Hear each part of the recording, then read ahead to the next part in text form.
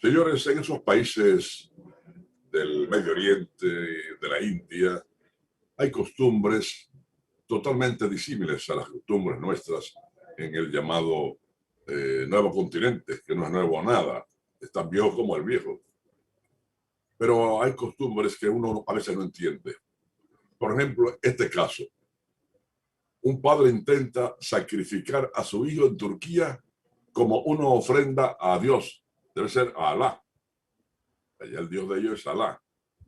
Oiga eso, sacrificar un hijo en ofrenda a su Dios. Caramba. Un hombre de 42 años ha intentado matar a su hijo de 16 cortándole el cuello en un intento de sacrificarlo como ofrenda a Dios, según explicó al entregarse a la policía en el norte de Turquía, informa este martes el diario turco Cumhuriyet. El hombre, trabajador del sector de la salud y residente en la provincia de Zonguldak, en la costa del Mar Negro, montó a su hijo en un coche y lo llevó a un bosque, donde le hizo un corte en el cuello con un cuchillo de carnicero. Lo abandonó en el lugar pensando que estaba muerto y luego se entregó a la policía y confesó el crimen. De acuerdo a un rotativo, los agentes acudieron al lugar y condujeron al joven que estaba inconsciente a un hospital, donde ahora mismo permanece en cuidados intensivos, mientras que el padre ha sido enviado a prisión preventiva. El padre aseguró que primero se había querido sacrificar él mismo, ahorcándose con su corbata, pero tras fallar, tuvo un sueño que lo inspiró a convertir a su hijo en ofrenda religiosa, si bien no detalló el motivo por el que creía necesario ese acto tan brutal. No le falló ahorcarse con la corbata. Y entonces tomó al hijo para sacrificarlo. Qué bien, sí, qué bueno, qué bueno. Fanatismo religioso, don Ramón, el fanatismo religioso. Sí, ese fanatismo. Tú sabes que con nosotros. Y no pasa solamente entre los musulmanes, pasa todavía entre los cristianos. Hay un país de Europa que tiene un fanatismo cristiano mayor que cualquier país de América Latina. Y ese país es Polonia, donde el aspecto religioso se liga con la política en el Estado.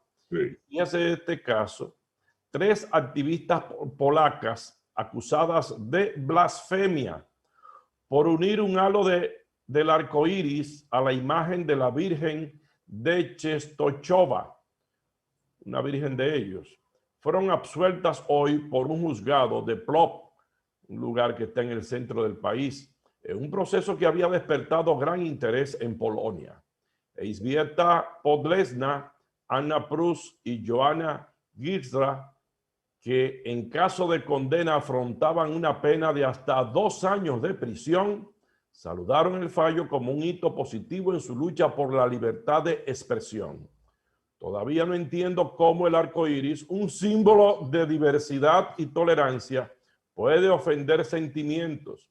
No puedo entenderlo, especialmente cuando yo misma soy creyente, declaró una de ellas al medio polaco Onet. El proceso arrancó en 2019, después de que la policía arrestara en su casa a Podlesna, de 51 años. Le fueron confiscadas decenas de copias impresas de la imagen en la que la Virgen Negra, que despierta una gran devoción en la Polonia católica, aparecía coronada por un halo con los colores del arco iris. Un tribunal consideró a continuación que el registro, como la detención, fueron innecesarios y concedió a Podlesna una indemnización de unos 1.700 euros por daños y perjuicios. Miren, señores, en el continente de la luz, continente europeo, uno a veces no sabe de esto, pero ahí ocurrieron atrocidades, sobre todo en España, cuando la Inquisición, y en mismo Portugal, en una visita que hicimos... ¿Y usted sabe, don Ramón, cómo se acabó la Inquisición en España?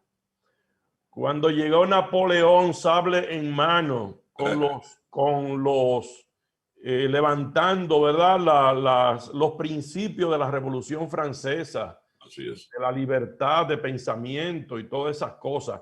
Y desbarató la Inquisición militarmente. Pues mira, en un viaje que hicimos a Europa, en mi segundo viaje, tocamos a Portugal. Y en Portugal hay un pueblito llamado Óbidos, donde hay un castillo, bueno, de, no sé, de 3000 años de antigüedad. Pero en Óbidos, en la parte vieja de Óbidos, hay un museo de los instrumentos de tortura que eran utilizados entonces en parte de Europa. Había como una cama, una cadera en donde van los pies y cadenas donde van las manos. Y entonces había una manigueta, la víctima era amarrada de pies y manos y el torturador, el verdugo, le daba vuelta a la manigueta, iba estirando el cuerpo. ¿Tú te imaginas lo doloroso que debe haber sido oiga, pero qué criminales eran? Habían además bolas llenas de púas que le daban a los... A nombre de Dios era eso. Sí, sí, sí. Y también había una parte donde colgaban a la víctima con la cabeza para abajo. Lo subían en una cadena y la dejaban ahí hasta morir. Así fue que le quitaron a los negros y a los indios aquí en América las creencias que tenían. Así es. Y lo obligaron. Es que ellas eran peores. Sí, sí. Los obligaron, ¿verdad? Señores, cualquiera cree, ¿verdad? Sí. Señores, ha crecido un 8.1% la violencia doméstica en la ciudad de Nueva York durante la pandemia COVID-19. Aquí también se dice que la violencia familiar ha aumentado mucho desde que estamos nosotros prácticamente convocados a permanecer en nuestros hogares en muy pocas horas de diversión. No sé por qué, bueno, quizás por tanto el tiempo del hombre y la mujer en la casa, con los niños y demás. El cable dice lo siguiente. Un informe de la Comisión Nacional de COVID-19 y Justicia Penal muestra que la violencia doméstica en Nueva York aumentó en el 2020 en un 8.1%. Por su parte, la directora del programa de asistencia a víctimas del crimen para Safe Horizon, llamada King Cover, expresó que las tensiones son altas, lo que resulta en un aumento en las cifras de la violencia. La pandemia ha sido muy estresante para todos, y si bien el estrés no causa violencia doméstica, ciertamente aumenta su prevalencia e intensidad, por lo que no creo que sea sorprendente para ninguno de nosotros escuchar que las tasas aumentaron durante el año pasado, dijo la señora Cavern. Las autoridades han informado que si alguien sufre maltrato verbal y físico por parte de su pareja o de un familiar, la única solución es siempre pedir ayuda antes de que el caso llegue a mayores consecuencias. ¿Cómo se puede hacer esto? Llamando a la policía al 911 si es una emergencia y teme por su vida, o a alguna organización que ofrezca servicios a personas que se hallen en estas circunstancias. Bueno, ayer, don Ramón, dimos la primicia del nombramiento del doctor Daniel Rivera como nuevo ministro de Salud, pero en gran parte del país no saben quién es él, ¿verdad?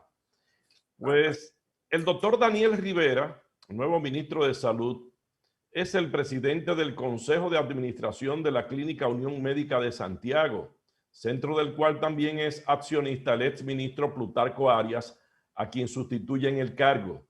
Rivera, designado en la tarde de ayer por el presidente Luis Abinader mediante el decreto 132-21, fue uno de los primeros médicos dominicanos en vivir los embates del COVID-19, requiriendo un internamiento de varios días en el área de aislamiento de su centro de salud al iniciar síntomas en marzo del año pasado.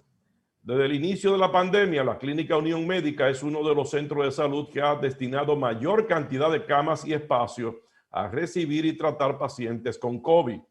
El doctor Rivera, ex director del Hospital José María Cabral Ibáez, sustituye al doctor Arias, reconocido neumólogo de Santiago, quien permaneció en el cargo durante los primeros 6 meses del gobierno hasta el pasado viernes 26 de febrero, cuando fue destituido. Desde entonces habían crecido las expectativas del país por conocer quién sería el nuevo funcionario que dirigiría el órgano rector del sistema de salud dominicano.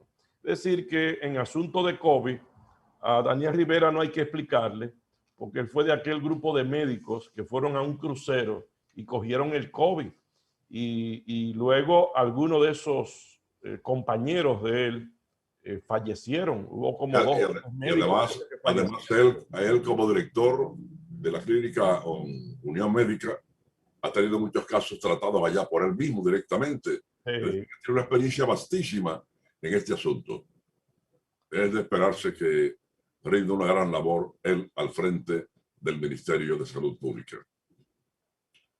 Hay una muerte, señores, que ocurrió de un empresario de La Vega,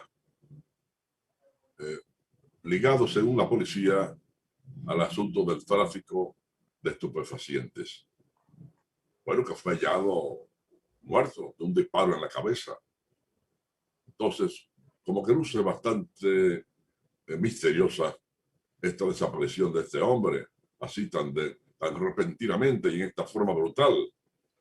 Con un tiro en la cabeza, las manos atadas y los pies, así como golpes contusos en el rostro. Fue encontrado anoche el cuerpo de un empresario de La Vega, cuya empresa era investigada por las autoridades en el decomiso de 65.69 kilos de cocaína que fueron ocupados por la DNCD el pasado sábado en la terminal de carga del aeropuerto Punta Cana. Alejandro Antonio Doñez Galán, de 48 años, quien residía en Sabaneta de La Vega. Su cuerpo fue hallado en el interior de una camioneta en la carretera que comunica a la toma de agua de la Corporación del Acueducto y Alcantarillado de Santiago Corazán, en la comunidad de Agüita de Pastor, de aquí de Santiago. El cuerpo fue encontrado alrededor de las 8 de la noche. El doctor Gerardo Castillo, que examinó el cadáver de Doñez Galán, dijo que el cuerpo presentaba un balazo en la cabeza con salida por la región temporal izquierda, golpes contusos en el ojo izquierdo y labio superior que se le ocasionaron personas desconocidas. También dice la policía en su informe de hoy que un testigo narró a los investigadores que un vehículo tipo camioneta se estacionó pasadas las 2 de la tarde de ayer con las luces intermitentes encendidas, pero que no le prestó atención porque en el lugar es común que se estacionen vehículos. Las autoridades han realizado un levantamiento en el lugar e incautó la camioneta Toyota Hilux, propiedad de la víctima, en cuyo interior fue hallado el cuerpo. Con relación al cadáver, fue enviado al Instituto Nacional de Ciencias Forenses, INACIF, para los fines de autopsia. Caso raro este. Sí, es el caso de una droga que encontraron en Punta Cana. Sí, en Punta Cana, unos vegetales, una cosa, entonces tenían debajo unas láminas. Por lo visto hubo una delación, ¿no? Sí. En ese asunto. Vamos a ver cómo lo expresó, cómo lo informó el coronel Guzmán Badía en el día de hoy a los medios de comunicación. Es el vocero de la policía en el Comando Cibao Central. Una camioneta en el sector de Agüita de Pastor de esta ciudad. Se trata de Alejandro Antonio Doñez Galán, 48 años, quien presenta un disparo en la cabeza y varios golpes. El reporte preliminar explica que esta persona fue encontrado en la carretera toma de agua del mencionado sector, en una camioneta Toyota modelo Hilux año 2018. Y se investiga la circunstancia del hecho.